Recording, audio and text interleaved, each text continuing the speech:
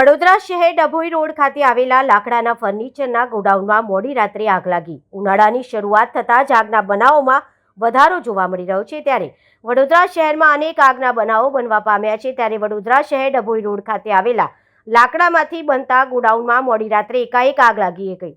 આગ લાગતા ફાયર બ્રિગેડને જાણ કરવામાં આવી હતી અને ફાયર બ્રિગેડની ગાડી ઘટના સ્થળે પહોંચી હતી અને આગને કાબૂમાં કરી હતી. આ આગ શોર્ટ સર્કિટના કારણે લાગવાનું અનુમાન લગાવવામાં આવી રહ્યું છે અને ગોડાઉનમાં પડેલા લાકડા અને ફર્નિચર આગમાં બળીને ખાખ થઈ ગયા હતા. વધુમાં ફાયર વિભાગના અધિકારીએ જણાવ્યું હતું કે ડભોઈ રોડ ગણેશનગર શ્રી હરિ ટ્રેડર્સ. તો આ તમારું જે ગોદામ આવ્યું છે એમાં તમારે કેટલું નુકસાન થયું છે?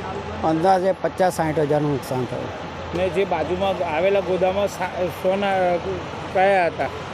મારી બાજુમાં પેટર્નવાળા છે, એમની બાજુમાં સ્પીકરવાળા છે, એની બાજુમાં છે તો પેલા જૂના પ્લાયમાંથી ગોળાને એ બનાવે છે.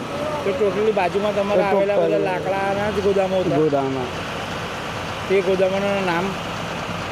એમનું નામ તો મને નવા આવેલા છે, ભાડે છે ગોદામ, એ અહીંયા જ છે. એ બધા જે બાજુમાં તમારા આવેલા છે એ બધા ભાડેથી છે?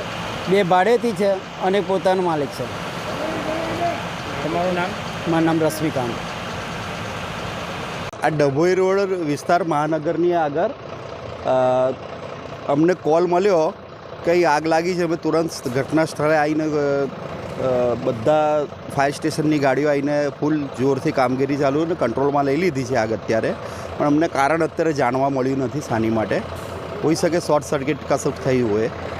તમે આવ્યા તો આગ કેટલી ઝડપેથી પકડેલી હતી?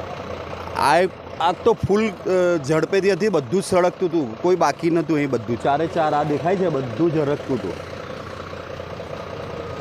કેટલી ગાડી ખાલી થઈ ગઈ?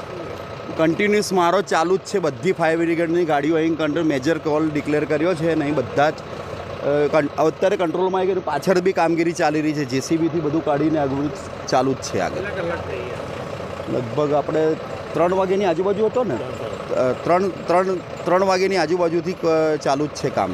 જ્યારે કોલ આવ્યો. હું Gajrawadi fire station sub officer fire Kanyasinh Rajput.